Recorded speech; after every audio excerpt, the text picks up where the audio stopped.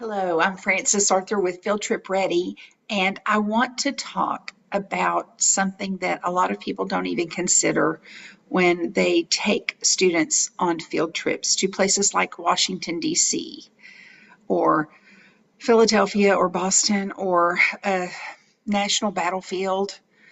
I've recorded some videos at some of these places, and I've been to numerous, too many to even remember at this point in my life. And one thing has always shocked me at them is student behavior. In this century, I'm I never cease to be dumbfounded at how rude people can be when they visit a place like a memorial or a national cemetery or a battlefield.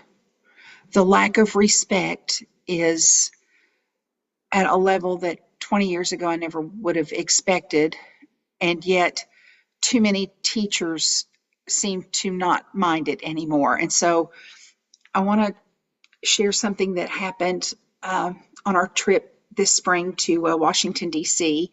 And sadly, it's something that is a little bit embarrassing to me. Although I've received a lot of encouragement from friends who know the story and they are pleased that I did it, some even went so far as to cheer me on when I told them what I had done. It still just sickens me that I felt the need to do this. For the first time in a 38-year career of education and in planning field trips for 20 plus years, I had to call out a colleague. I was at the World War I memorial with my students, and we were working closely together. We had already talked, of course, in our classes before we went on the field trip about the World War I memorial. It's new. It only opened up in the fall of 2024. So we had studied it. We'd learned about how it was developed, who made the bronze relief that's the focal point of the memorial, and also about World War I. And while we were there at the site, we took time to just take everything in for a few minutes, and then I got them all to gather in closely so that I didn't have to raise my voice. Surprisingly, in the middle of Washington, D.C., it was quite peaceful there. I mean, in the middle of a major city, that one little small section of real estate was quiet and peaceful, not silent, not at all. Plenty of traffic zipping by, but nonetheless peaceful. So my students and I were gathered in closely so that I didn't have to raise my voice. And, I was mentioning to them some of the elements of the bronze relief of the soldier's journey, and that tells the story of how this soldier uh, was called up to serve in World War I, and how he had to say goodbye to his family and then heading off to war. Uh, Scenes from a battle within it. I mean, it's a 60-foot long in one piece bronze relief, and it's absolutely beautiful. Sabin Howard is a masterful sculptor. And so I was pointing out different things, and we had some discussions about what we thought different things represented in the life of this soldier, when all of a sudden a group of students entered the memorial and were completely rude. That's the nicest thing that I've got to say. I don't know where they were from. I don't know anything about them. I'm guessing high school students. They began acting as if they were going to push people into the water features, and yelling and talking as if they didn't have a care in the world. I even saw three of the students get together, three girls, and pose for a selfie together with their cute little smile and their lips all puckered up. And I hope this wasn't intentional, but they were standing directly in front of the part of the bronze relief in which the soldier is killed. I was appalled. I was sickened at this. And I honestly, I have to believe that they didn't know what they were doing. But nonetheless, the rude behavior of the group at large. They were so loud that it was distracting while I was trying to keep my students, and gathered together so that we could be peaceful and reflect on what we were seeing. About 10 minutes later, I should say, I even tried to shush them a couple of times. And that told me a great deal about this group. If you've ever been shushed in a library and you immediately responded by getting quiet, it's because somebody else had told you along the way what appropriate behavior for a library is. You know you're supposed to be quiet in a library. So when somebody shushes you, you immediately feel the reprimand and you get silent real fast. These students did the opposite. Instead of responding to the shush, they looked at me, and I even overheard one of them say, "She's not my teacher. I don't have to do what she says." And that told me everything I needed to know. This group had not been taught, A, what the place was, and B, how to behave there. They had no idea what this place represented. Their teacher had failed them. That teacher had done a disservice, and that's when I came unglued. Embarrassingly, I called this teacher out as he was gathering them up rather loudly to get everybody, "Hey, it's time to go. Come on, let's go." I said, "Oh, really? You mean you're going to take them away now, finally?" And he's like, "Well, who was acting up?" As if he was going to reprimand somebody, punish somebody. All of them. No one was being respectful there. No one in that group. And I asked him, did you even explain what you're supposed to do there? You did a disservice to these students. And then as they were leaving, he apologized. He apologized, which was, the right thing to do. And so I appreciated that. I was still just disappointed. And then as they were leaving, one of my students overheard one of his students say, "What is this place anyway?" She told me about that a few minutes later, and yeah. Okay. So yeah, I'm embarrassed that I had to do that. 38 years of teaching, and I've never once called out another teacher for doing a disservice to their students. But part of me wishes I hadn't done that, and part of me is glad that I did.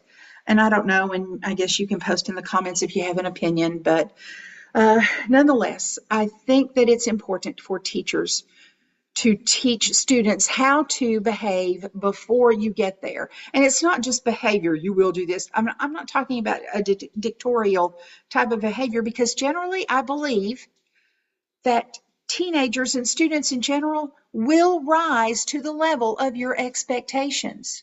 If they understand what is expected of them, that's what they'll do.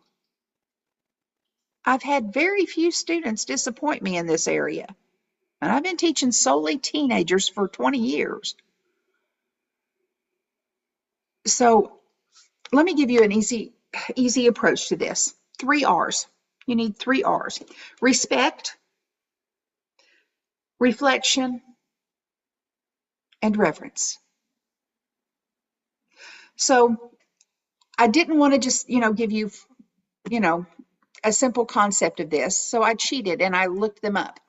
Respect is treating people and places and property with consideration, even when nobody's watching. I took a group of students to DC, and this has been several years ago, I think about 8 years ago. And one evening, it was our last night there, and we were all completely exhausted. And my students called me just as I had taken my shoes off and was ready to get ready for bed.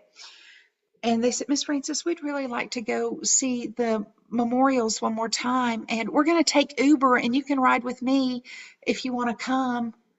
So we won't have to walk too much." And I jumped on it. Absolutely. I would love to go. So we called our Ubers for our group and started memorial hopping. And I got to share one of my favorite things with a student while we were there. My favorite picture ever taken of me is with one of my students in that memorial while I'm explaining one of the quotes that Thomas Jefferson made that's engraved on the wall there. Those students had respect for those places. And it's because I teach them what those places are about before we go. So they understood that respect was necessary, required, mandatory. I don't use whatever word you want. You need to be respectful at those places. And yet, on the recent trip that I took, we got to watch a couple of girls dancing around in that memorial, the Jefferson Memorial, as they made a TikTok video.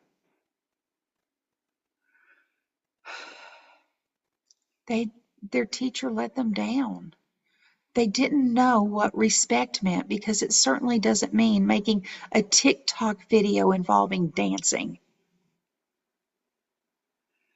Respect is treating people, places, and property with consideration, even when no one is watching. Reflection. You know, I'm making this video the week that they just refilled the reflecting pool at the Capitol, and it looks even better than anybody could have imagined.